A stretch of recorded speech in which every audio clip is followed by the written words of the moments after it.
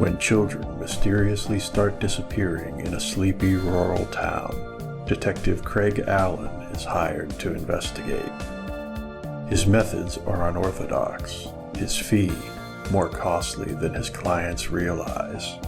However, waiting deep within the dark forest that surrounds the town is something so evil that it will take all of Craig's skills to survive it. Something the locals call the Candy Witch.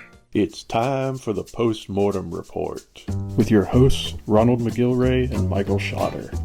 Each month, these sultans of speculative fiction take a break from bending reality to ask one burning question.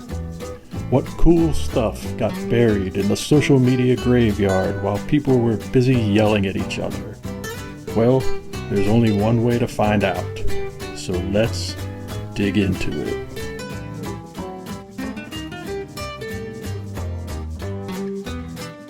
Hello, everybody, and welcome to the Post-Mortem Report. I'm your co-host, Michael Schotter. And I'm Ronald McGilvray. Welcome to episode 29. Not only is this our last episode before 30, but this is our last episode of the year. So buckle up, Buttercup, because we got some stuff to talk about. As we always do. You want to let everybody know what's on your mind this time? Well, because I appreciate all our fans out there, I'm pushing my way through this episode with what I've self-diagnosed as, let me look, subscapularis. Don't even know if I'm saying that right. But I pulled my back at work because I had all my spreadsheets everywhere and I was in a bad sitting position and I felt this wicked pain in my spine. So I actually had to get up and go sit elsewhere. And it kind of went away. And then all of a sudden, there was like pain in my pectorals, a lot of pain in my back shoulder blade. And then it went down into my tricep and it bit into the side of my neck, just making everything miserable. So if we were using Smellorama, you'd smell nothing but A535 because I've been dousing in it. So if I make any funny faces or do weird shoulder exercises or stretches, it's probably because it's bothering me. Not that I have like Tourette's or anything strange like that. Good to know. Also good to know that that voodoo doll I ordered is highly effective. Apparently you got yourself a good deal. Nice. I wish you'd stop because it's annoying. Oh, sorry, my bad. But yeah, it's better now. The last week or so, it's been just I was going to say a pain in the ass, but it wasn't. It was a pain in my back shoulder blade. When I was reading into it and looking up to see what it possibly could be, it's just like that one big muscle part. It's like all intertwined there. So of course I had to pull literally like the biggest muscle or something in your body. Go big or go home. Exactly. It's all very, very painful. But as I said, it's a lot more endurable now than it was. So, well, that's I'm good. putting heating pads and stuff on it. So, I'm trying to stretch it out. So, that's been basically how my last week or two have been.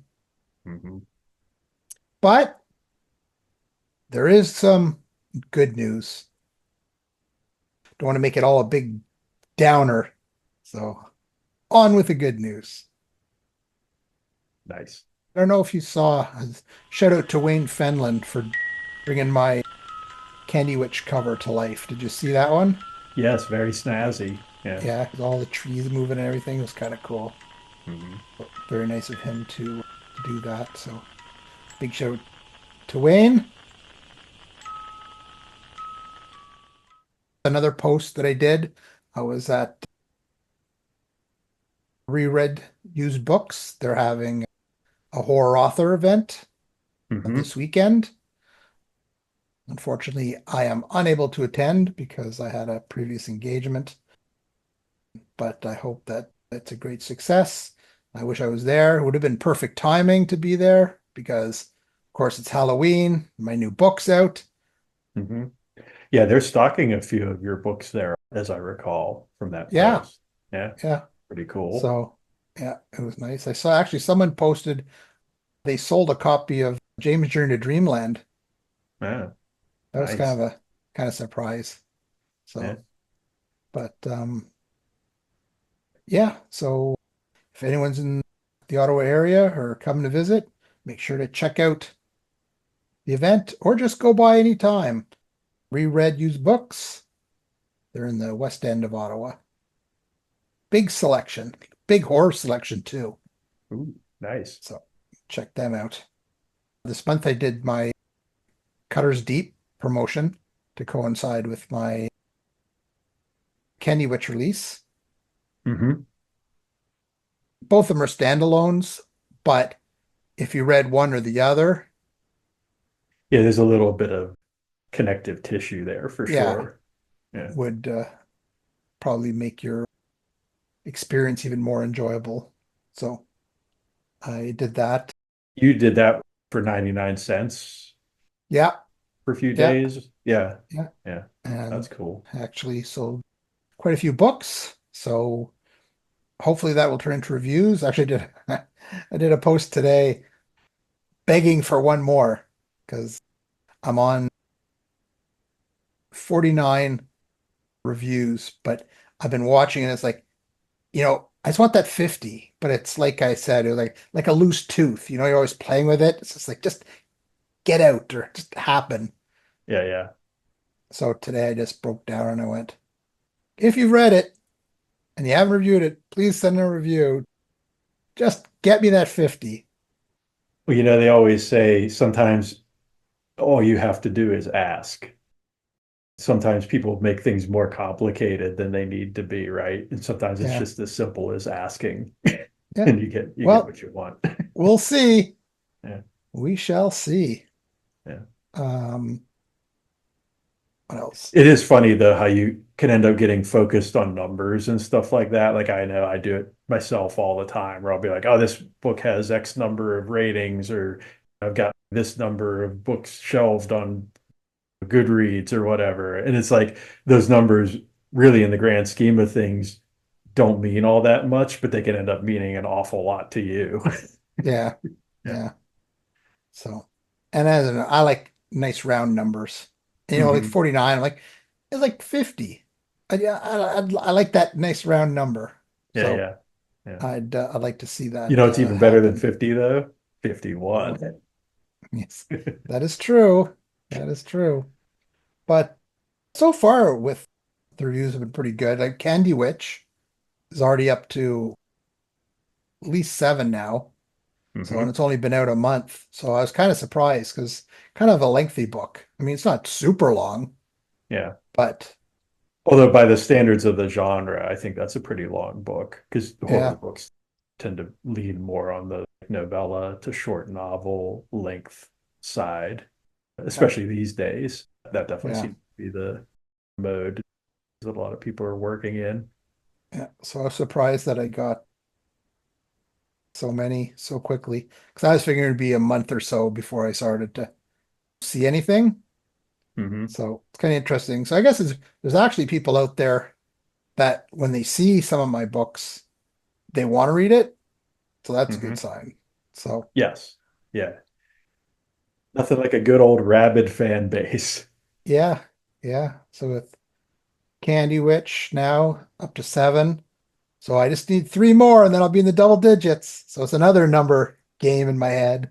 Yeah, yeah. Nice. So got that. And with Cutter's Deep closing in on 50. Oh, and Tales from the Parkland broke that 100. Hmm. I know we discussed a few times. Well, breaking news. Breaking news. If you really want Uh, to know what's up, you broke 120. really? Yep. Oh, good for me. Last I looked, you're up to 121. So Wow. congrats. So yeah, so the books are coming along. The reviews are coming in. People are picking them up. So that's great. I need that money so I can buy that medicine for my shoulder. Yeah, More more ointment. painkillers. That's right. That A535 doesn't grow on trees. Papa So needs a new tub of ointment. you got it. I bathe in it. So yeah. And because of my pain in my shoulder, it hurts to lean forward a lot. So I haven't really doing been any writing at all. I've been just kind of Uh, lounging on the couch, kind of just watching TV, trying to keep my mind off of the throbbing ache. So I tinker around with ideas and write them on notepads, but I haven't done any writing. So mhm. Yeah, there's nothing quite like physical or mental pain to knock the wind out of your sails when it comes to putting words down. That's for sure. yeah, it gets hard to concentrate and stuff. But Hmm. anyways, I will endure, hopefully. Hmm. You So got this. yeah, that's actually really about it. I've been trying to stay low key for the last 2 weeks just because I'm trying to take care of the shoulder. So it seems to be Hmm. getting better. Hopefully it does, but much quicker. How about you? You got anything exciting going on? Yeah. I got a few things I want to mention here as we move to wrap up the year. One thing for sure that was a bit of a surprise is I actually ended up deciding to speed up my audiobook release schedule because when I had initially planned my audiobook releases for the year, I thought I was going to almost certainly end up doing 6 of the 7 books from the Nodwell's timelines, but I thought I was probably going to wrap things up for the year with 500 in November. But actually, by the time you all see this video, you should be able to pick up all 7 books from the Nodwell's timelines, including the most recent one, The Spiral and the Threads, as an audiobook, which is something I never thought in a million years would happen all in the course of one year. Yeah. We can talk more about that in Off the Clock later this month when we do our end of the year wrap up. But yeah, that was something else, getting all that stuff done that quickly. But another thing I wanted to mention was that I am officially participating in the self-published science fiction competition again this year. So SPSFC4 is in full swing. Probably by the time this episode comes out, they'll be deep into the first round of judging. This will be the last time for my book 309 to be considered in that competition. So hopefully it does well. I've actually been in the SPSFC 3 times now and have yet to make it out of what they call the slush pile or the consideration round, because that is definitely one of the trickier book competitions out there. Definitely is a bit of a slog to get through that initial cut. But hopefully, fingers crossed, this will be 3rd time's a charm for me with that. So keep an eye on that. Sure, I'll be posting about it on social media all over the place as things unfold. And like I've mentioned before on the show, that's a really cool competition, really cool resource for people who are interested in self-published science fiction. So be sure to check it out, regardless of how I end up doing. And then the last thing I was going to talk about this time was some recent posts that I did for shepherd.com, which for those of you who are unfamiliar with that website, it's basically a reading recommendation site that's completely driven by curated, handcrafted content. So they do have algorithms and stuff like that, but the real bulk or the gist of the way that that site operates is it's based on actual recommendations from actual people. And so one of the things I was asked to do a few months ago was to come up with a top 5 book list for a theme of my choosing. So I decided to do 5 gateways into speculative fiction universes. So I picked 5 of my favorite books that I think serve that purpose really well. You have to check the post out to see what my 5 books actually were. And then most recently, I was asked to do my top 3 reads for 2024. So basically, of everything that I read from October of 2023 to September of 2024, what were my top 3 reads? And if you want to know what those books were, you need to go look at that post as well. But I definitely wanted to mention Shepherd on the show, sort of formally, having worked with them a couple of times now. I think it's a really cool site and a really cool premise, because I think one of the things that's really lacking in the book recommendation space these days is that sort of bespoke curated content, right? Where it's not just some heartless, soulless algorithm kicking out book recommendations. It's actually people taking the time to write articles and legitimate, well thought out, well reasoned pieces about recommending books. And because it's all done by hand, I think it gives the quality of their posts an extra cut above a lot of other sites that you see out there that do similar things. So shout out to Shepherd. Go check them out. You can find me on there and a couple of my books, a few of my posts, and yeah, have at it. There you go. All right. So, having said all that, let's get into our last featured post for the year. And this time, I have selected one from the So What Are You Reading podcast. And those of you who are veterans of the show might recall that both Ron and I have been guests on that show, interview subjects, no less. And they have actually been on a hiatus for a while, but have returned and have done 2 episodes since they've come back. Their most recent one featuring the poet Hope Whitby. And that's a very interesting interview and a very interesting chat they have with her. But I specifically wanted to talk about this post and that episode because they had mentioned a couple times during the course of that episode bookshop.org, which is something I know we've never really talked about on the show before. But that's actually a really cool resource for people who are interested in buying books online, but still supporting local bookstores and bookshops.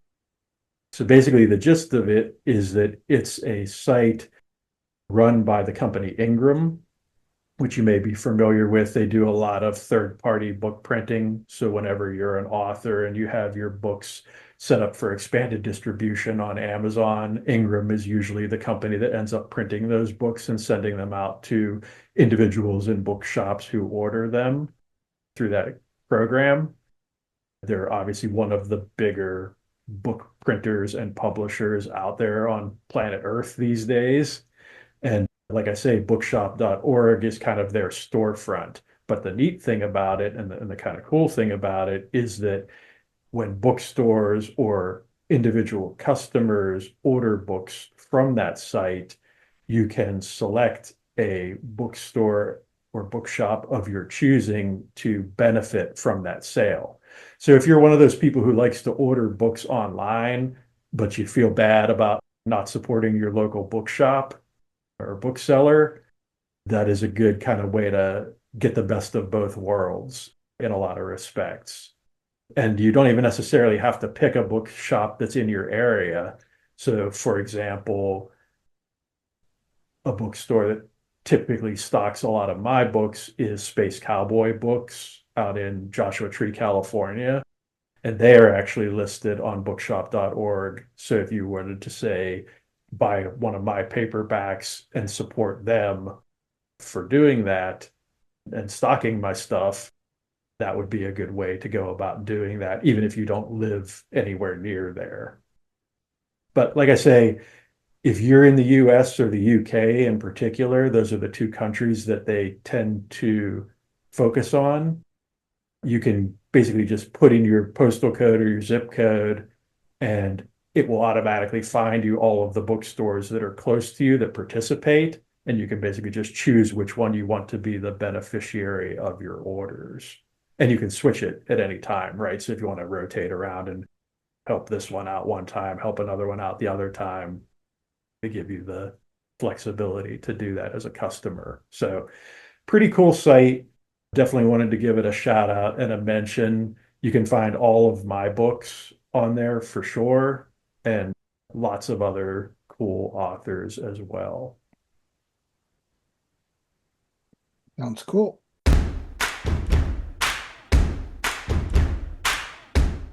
Alrighty. So, speaking of books, you read something lately that's very interesting because I have also read it, and we're going to get to have a nice meaty discussion about it. Would you like to tell everybody what that is? Sure.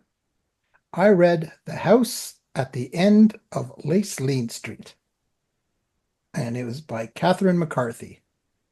And it was my first read, actually, by Catherine. And boy, she can write. I Mm-hmm. was really caught up in her style. The story itself, I think I quote myself when I did a review, it was like a mesmerizing fever dream.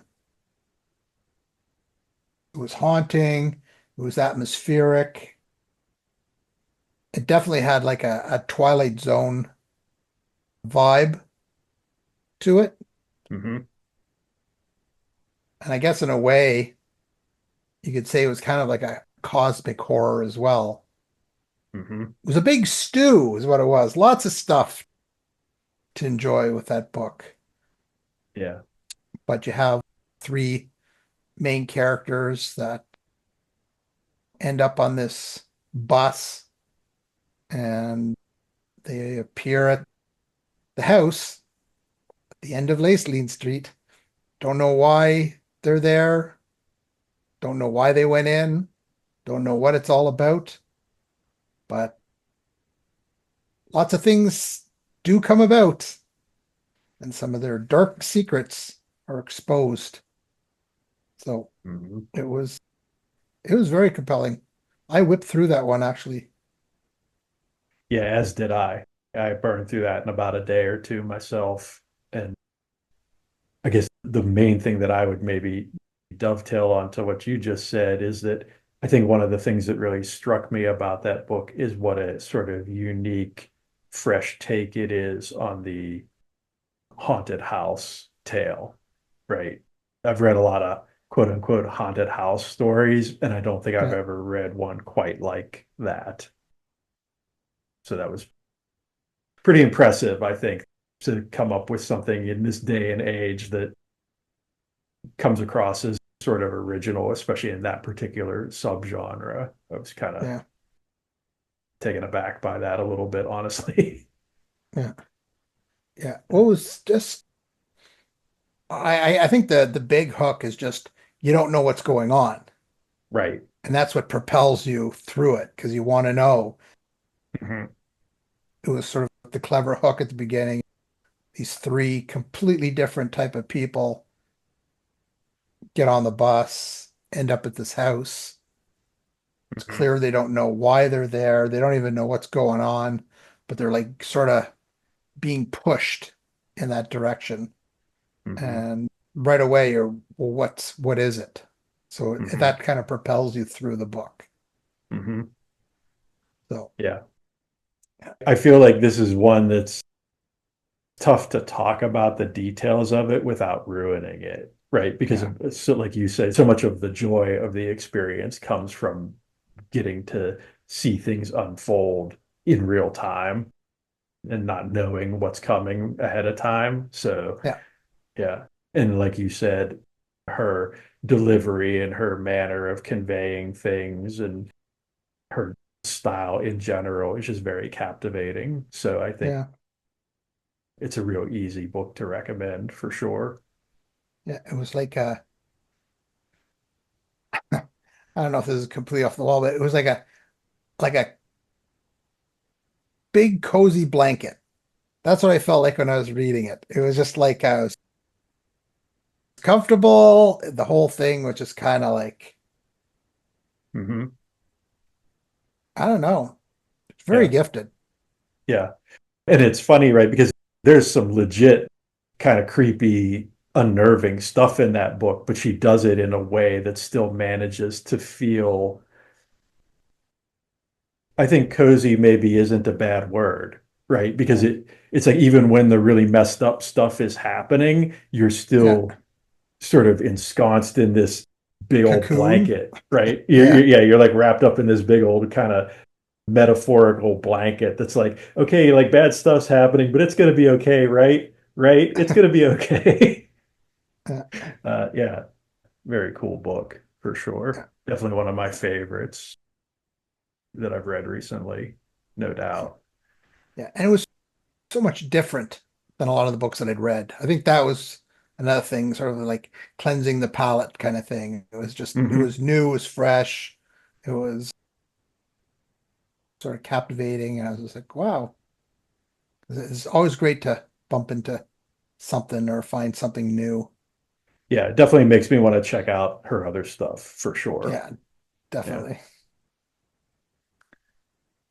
Yeah. I was actually, when I saw that you read it too, I thought, oh, cool. Yeah. That doesn't always happen. As much Yeah. as our tastes tend to overlap, we don't always come to things at the same time, especially with new releases, because that book actually is a new release for 2024. It just came out a few months ago. So it's hot off the presses, so to speak. So for both of us to have happened to have got around to that so quickly was like a Yeah. nice little happenstance. So if you haven't read it yet, you definitely should. Hmm. House at the End of Lacelean Street, For Catherine sure. McCarthy. Thumbs up. No doubt. Well, speaking of cool things and recurring things, I read what I think is probably my favorite Brian Bowyer book, Wow. that being Metro Kinetic. And I've read a few of his books now, and I've always really enjoyed his writing style and the unique things that he brings to the table as an author. But I've always kind of been waiting for that book that really blew me away, that really knocked my socks off Yeah. as a reader. And that's the thing, right? Like everything of his that I've read, I've really enjoyed, but I was kind of hoping every time I pick up a new one, this is going to be the one that really is the slam dunk for me. And I think I found it with this one. So this book is a little bit hard to describe or explain, except to say that it really is almost like an all-encompassing sort of masterclass in transgressive fiction. And so if you're a fan of that subgenre, and in particular, if you're already a fan of Brian's work as an author, this is basically like a must read, I would say, because it's just so jam-packed with chaotic, over the top, bananas, bonkers stuff that Yeah. I think it could almost be considered a magnum opus for transgressive fiction. But to kind of give you the very most basic nutshell of what's going on here, it's basically a story that's primarily set in New York City, following a few different characters and groups of characters that are living in a hotel, or I should say, a hotel-like apartment building called the Rosira, I believe is how you say it. Rosira. And basically, there's all of these connecting threads that tie all these people together in various ways. And there are also people who are originating from other locations, such as New Jersey and California and other places in the country that are sort of drawn to or congregating in New York and around this apartment building for various reasons. And some of those connections are very sort of tenuous and sort of delicate and fine. Some of them are very heavy and obvious and kind of thick.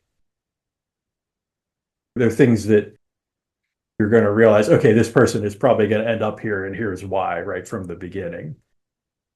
But I don't want to really get into the details of what happens because I feel like that's the ride. And again, this is another case where the journey and experiencing things as they happen is so much better than it could ever be if I described it to you. But if you're a fan of transgressive fiction, if you're a fan of Brian's work already, this is definitely one you should be putting at the top of your TBR for sure. And I would say this might be a little bit far in the deep end for somebody new to the genre or new to his work to just jump right in with. I'd probably still recommend, if you've never read him before, or if you're new to transgressive fiction, maybe start with one of his short story collections like Sinister Mix and work your way up to this one. But if you're into it, if you're open to it, I think there's very few books that I've read in this genre that I would say could go toe to toe with this one. This is a banger for sure. Wow. High praise indeed. It's Yeah. funny because actually I just finished Countdown to Oblivion by Nice, Brian Bowyer. Yeah. nice. I have not read that one yet, so I can't say how they might directly compare to each other, but I'd be very curious now, having read this one, to see how those two might line up with each other. Because one of the neat things about Kinetic is there's some very obvious references to his other books in it that I happen to catch a few of them because I have read some of his other books, but I imagine people who are super familiar with his bibliography might catch even more because it just seems like they're peppered throughout the book from what I was able to discern. Uh, Well, he's another author that has a very distinct writing style. mhm, for So sure. Yeah, you'll never mistake him for someone else. That's for sure. exactly. Exactly. So yeah, I enjoy reading his stuff as well. It's because it's so different. You know, you'd think when we're writing ourselves that we would gravitate towards stuff similar to our own stuff, but Hmm. I seem to find more joy when I find stuff that's completely different Hmm. than my style. So When I think we've talked about it on the show before, like reading outside of the genre that you're working in yeah, is very refreshing and very reinvigorating a lot of times.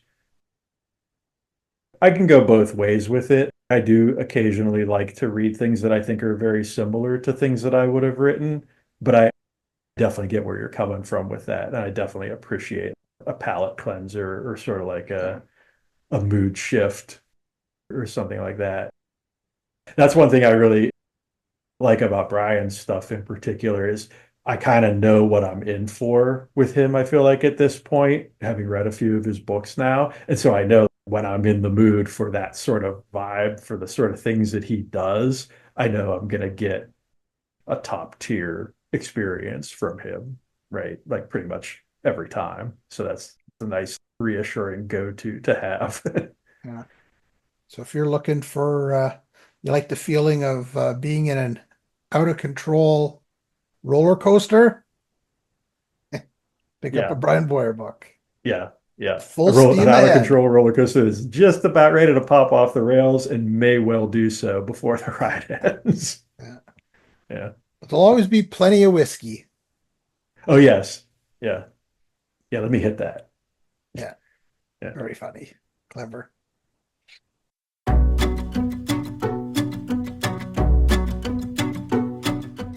Well, speaking of hits, we're going to talk about something else that we both got to partake in, but I will let you let everybody know what that is. Thank you, Michael. I'll take it away from here. This series, which actually I wanted to watch it for a while, and I don't know why I hadn't. I ended up watching the series on Chernobyl. By HBO. It wasn't a documentary. It was like a fictionalized, well, Dramatization. yeah, dramatization. So I don't want to scare people away where they're, oh, I don't like documentaries or whatever. This plays out like a TV show or a movie. Hmm. And although I was around during the whole Chernobyl thing and Hmm. I knew how horrible it was, watching this, it was, you know, even more horrifying than something that I would write. They say it's truth is stranger than fiction or whatever. Yeah, yeah. And it was just, I was totally captivated by it. And the stuff that the average Russian person or soldier and scientist were put through just Hmm. to sort of to cover up stuff. And I was just like, boy, they're not treated very well. They No, were just no. just used like rags. And that was very disconcerting. I was just like, wow. I was trying to imagine myself there, and it was just like, I was like, wow. But, they toiled through it.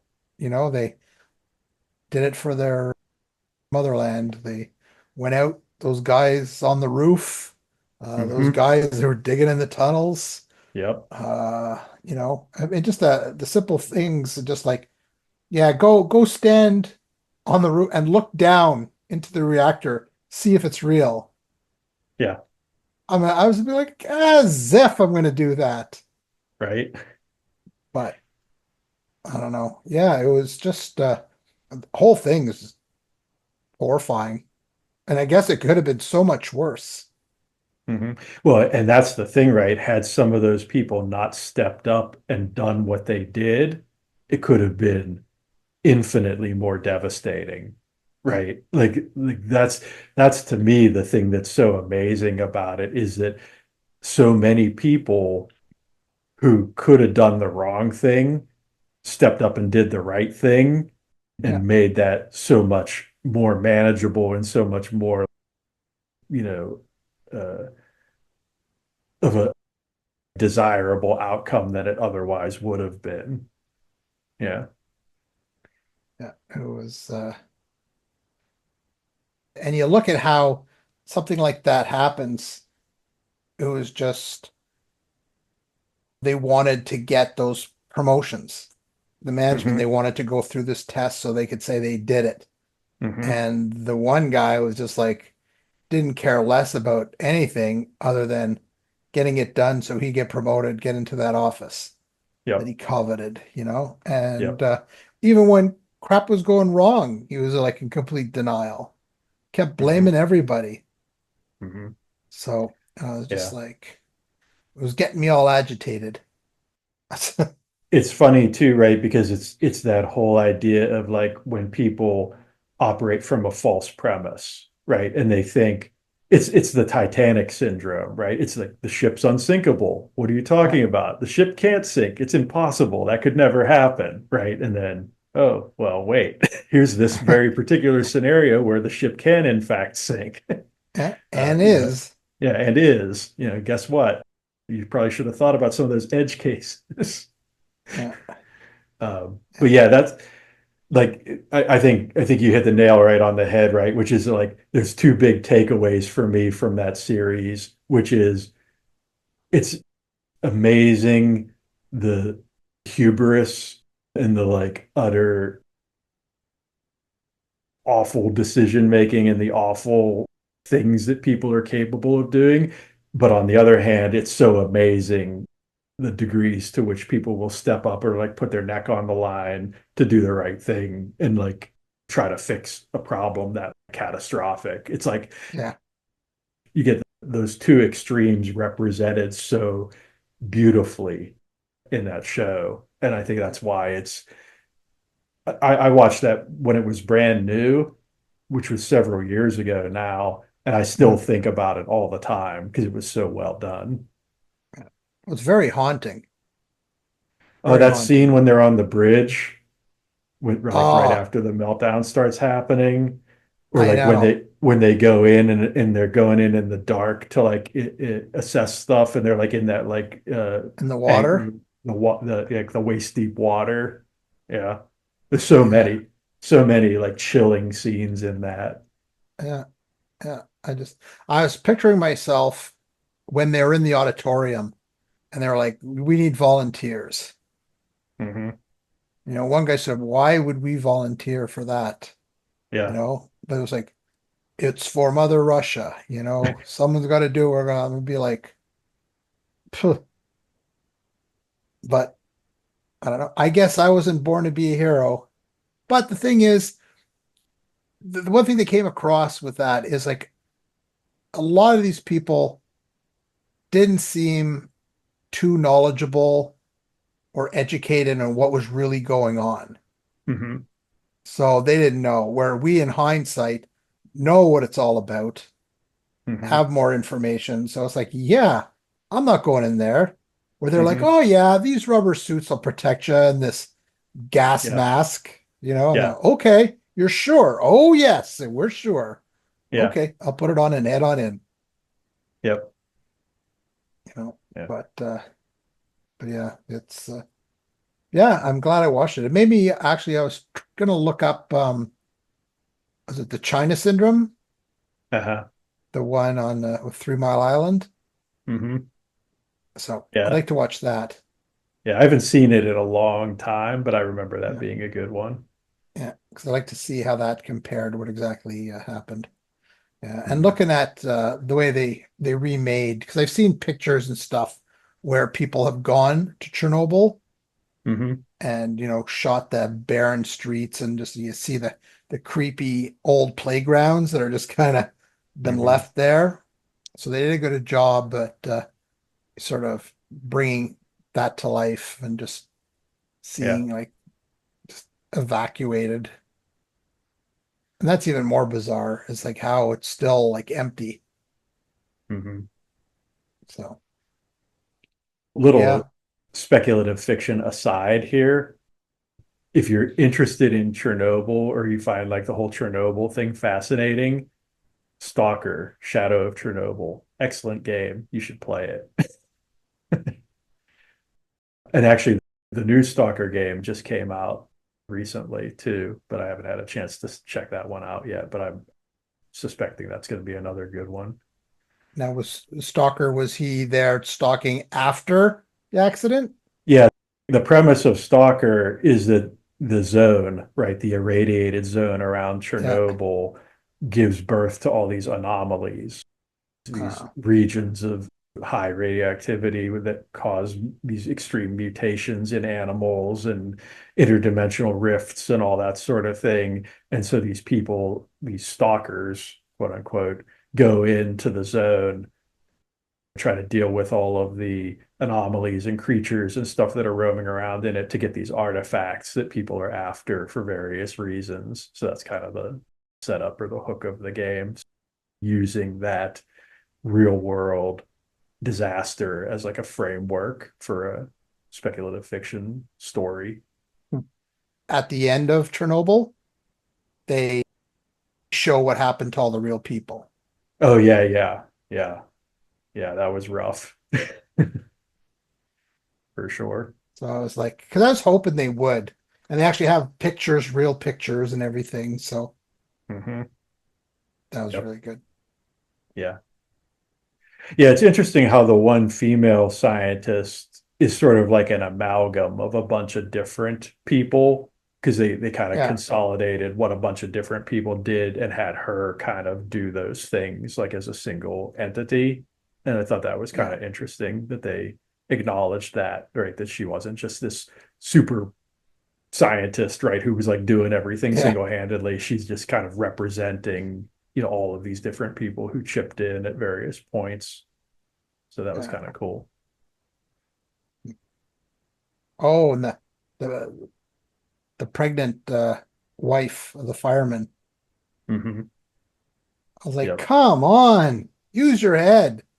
But it gets back to the point where, they just no one realized the Hmm. ramifications and they weren't Hmm. educated and what Well, it was because all it was all, about. yeah, the thing is that was all presented to them as being perfectly safe, right? So they had no reason to believe that it was anything other than that until stuff started happening after the fact. Yeah. Yeah. Yeah. So there you go. Chernobyl. Check it Watch out it. if you want Yeah. something really sadly depressing. Yes, soul crushing, but also I oddly find that show kind of inspirational in a way Yeah, true enough. because I always kind of measure it against how much more horrifying it could have been. Yeah, Yeah. exactly. Um, yeah. Good times. Well, Mhm. you know what I mean. Yes.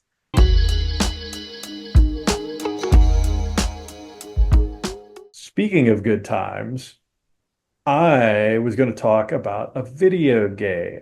Actually, this is more just a game in general because I was thinking about what's one of, if not my favorite games.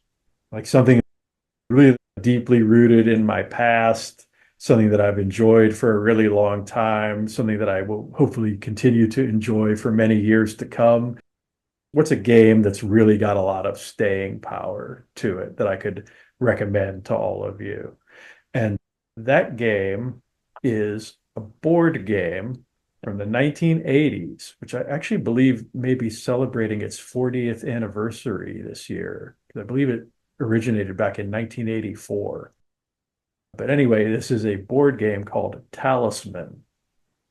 And there's actually been a digital version of that game available on Steam and iOS and various other platforms for several years now called Talisman Digital Edition, which I have played quite extensively and gotten many, many hours of enjoyment and good times out of.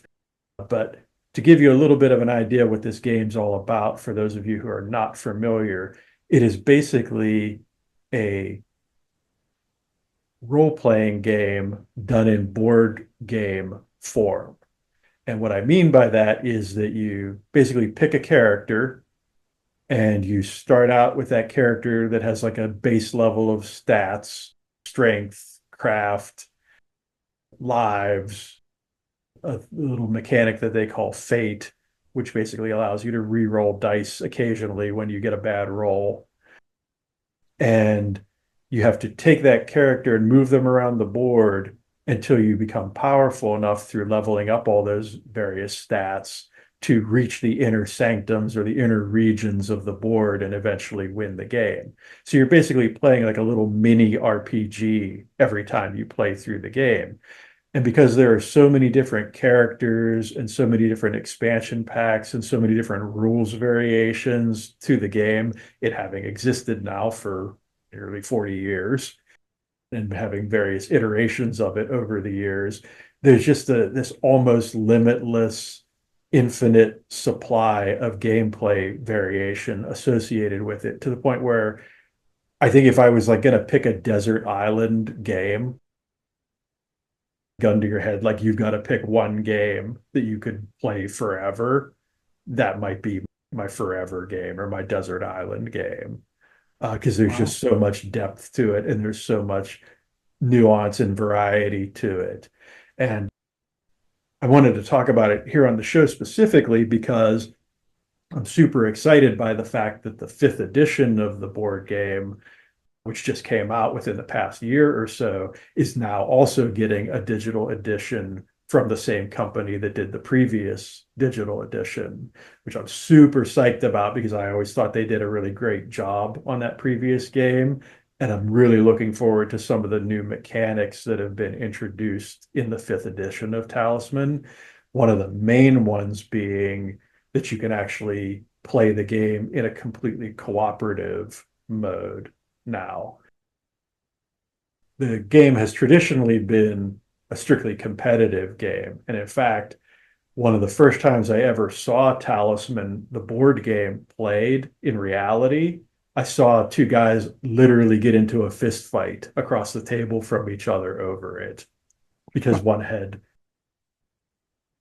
backstabbed the other one and caused them to essentially get completely eliminated from the game. And the guy literally like reached across the table and started punching the other dude. Wow. But that's a story that I won't delve too much deeper into, but it was hilarious at the time.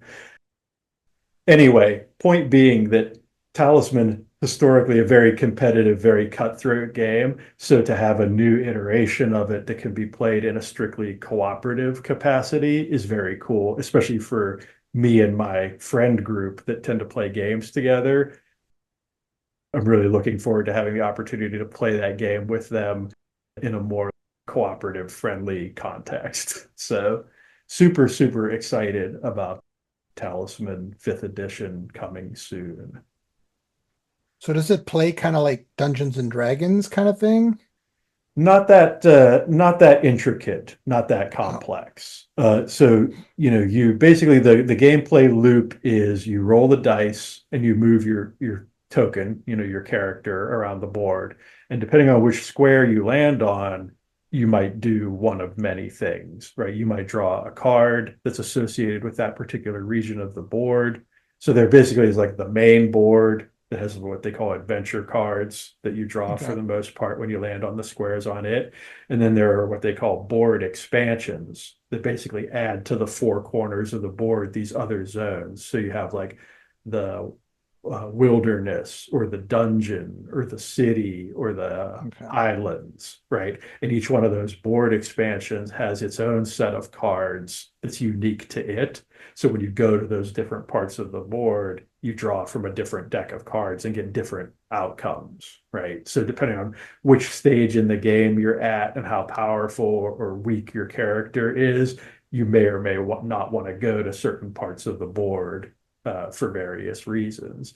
But then, in addition to the cards that you normally draw on most squares, there are also special squares on different parts of the board that have sort of baked in effects where it's like you go on this square and you roll the dice, and depending on what value you get when you roll the dice, a different outcome occurs. And that's always the case on that square. So you can kind of count on it and kind of plan your strategy accordingly.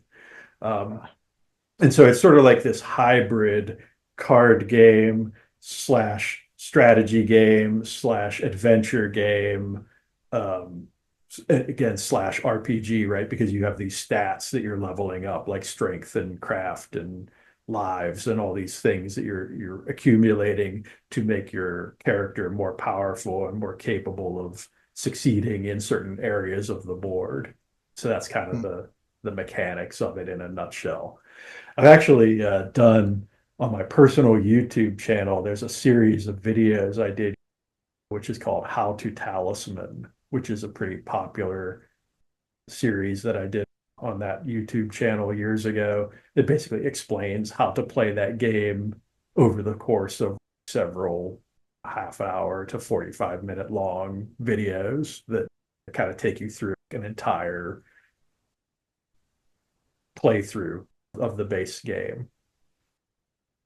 But that's one of those games that's one of those minute to learn, lifetime to master kind of games where like if you sit down and you play it for the first time, you can kind of wrap your head around the basics of it in about 20 minutes. But you could literally play that game forever and never completely master it, in my experience. There's just so much to it. And that's Hmm. what kind of makes it like a desert island game for me. Yeah. Now, when you play the digital, do you have to play with other people, or No, can you you can play it play on? against the AIs. The AIs aren't Okay. particularly skilled, but that's kind of Uh-huh. good, right? When you're first Learning. learning, so you don't Yeah. get stomped. I'm kind of hoping that they'll enhance the AIs a bit in the new version. That's kind of one of my hopes for the new version is some AI enhancements. But in the game's defense, the fact that the AI is able to play a game that complex at all competently is kind of amazing, right? Like Yeah. full props to them. The developer of that game, by the way, is Nomad Games. I'll give them a shout out because they're pretty cool. The work that they have put into making it so that the AI plays that game as well as it does is nothing short of amazing. Like you want to talk about actual AI and not like Yeah. the bogus nonsense that Silicon Valley tries to call AI these days. Yeah, the AI in that game is pretty on point. Like I say, for how sophisticated the game actually is. Hmm. But yeah, Talisman. If you've never played it, if you've only ever heard stories about people getting into fistfights over it, that's one to put on your bucket list if you're a gamer for sure. Everybody should play Talisman at least once. There you go. And if you want to learn how to do it, check out Michael's YouTube videos. Oh yeah, I'll link that playlist in the show notes if anybody wants to see it. It's a little bit out of date now, obviously, because the new edition is out and the game has changed a little bit since I recorded those videos years ago, but people still seem to like them. I still get comments on those videos even to this day, people who've come across them and find them useful. So yeah, I think they're still a decent starting point. There you go. Well, that may be a starting point, but we sadly have come to the ending point of this episode. But fear not, because we still have Off the Clock for you one more time this year. So look forward to that later this month on your feed. And in the meantime, I think it's time for us to go partake in some holiday feasting and shenanigans. What do you think? I concur. So happy Christmas, everybody. Look forward to seeing you the new year. And don't forget to go and buy our books. Ho, ho, Nice. ho. Ho, ho, ho. Congratulations, you just survived the post-mortem report. For more information about the show, the hosts, or the things they talked about, visit our official website at postmortemreport.com. And always remember, good posts never die.